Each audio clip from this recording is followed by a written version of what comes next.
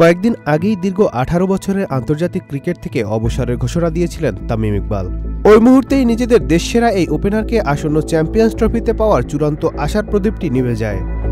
বিপিএলের একাদশ আসরের মাঝপথে তামিমের আচমকা এই সিদ্ধান্ত জানানোর পর শুক্রবার তাকে আনুষ্ঠানিকভাবে বিদায়ী সংবর্ধনা দিয়েছে বিসিবি, যেখানে সাকিব আল হাসান ও মাশরাফি বিন মর্তুজার কথা উল্লেখ করে বক্তব্য দিয়েছেন তামিম।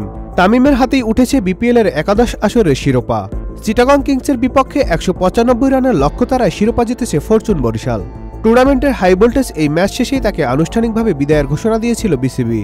বিদায়ী সংবর্ধনায় তামিম ইকবালের হাতে তুলে দেওয়া হয় তার ক্যারিয়ারের দীর্ঘ পরিসংখ্যান সম্বলিত একটি স্মারক জার্সি এবং ক্রেস্ট। পরবর্তীতে দেশের ক্রিকেট ভক্তদের প্রতি অনুরোধ জানিয়ে তামিম ইকবাল বলেন, কোনো তামিমিয়ান নেই, কোনো সাকিবিয়ান নেই, কোনো মাশরাফিয়ান নেই, শুধু একটা জিনিসই আছে, আর সেটা হলো বাংলাদেশ। এই বিষয়গুলো তরুণ প্রজন্মকে ধ্বংস করে দেয়। দয়া করে নির্দিষ্ট ক্রিকেটারের ভক্ত হওয়া বন্ধ করুন, এটাই আমার শেষ কথা। কোনো নির্দিষ্ট ক্রিকেটারের ভক্ত না হয়ে বাংলাদেশকেই সমর্থন দেওয়ার আহ্বান জানালেন তামিম ইকবাল। তিনি আরও বলেন, আপনি আমার ভক্ত হতে পারেন, সাকিবের ভক্ত হতে পারেন, কিংবা মাশরাফির ভক্ত হতে পারেন, কিন্তু যখন দল খেলবে তখন বাংলাদেশের ভক্ত হন। দয়া করে তরুণ দলকে সমর্থন করুন।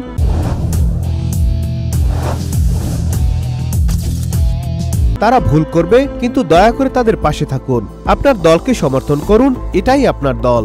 দয়া করে সবাই একসঙ্গে থাকুন। 2007 সালে আন্তর্জাতিক ক্রিকেটে অভিষেক হয় তামিম ইকবালের। 3 সংস্করণ মিলিয়ে আন্তর্জাতিক ক্রিকেটে বাংলাদেশের জার্সিতে দ্বিতীয় সর্বোচ্চ 387 ম্যাচ ও 448 ইনিংসে 15,192 রান করেছেন তামিম। আন্তর্জাতিক ক্রিকেটে সব মিলিয়ে 94 50 এবং 25 সেঞ্চুরি করেছেন তামিম।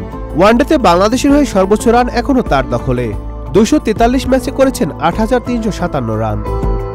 Nadim Hasan, channel I.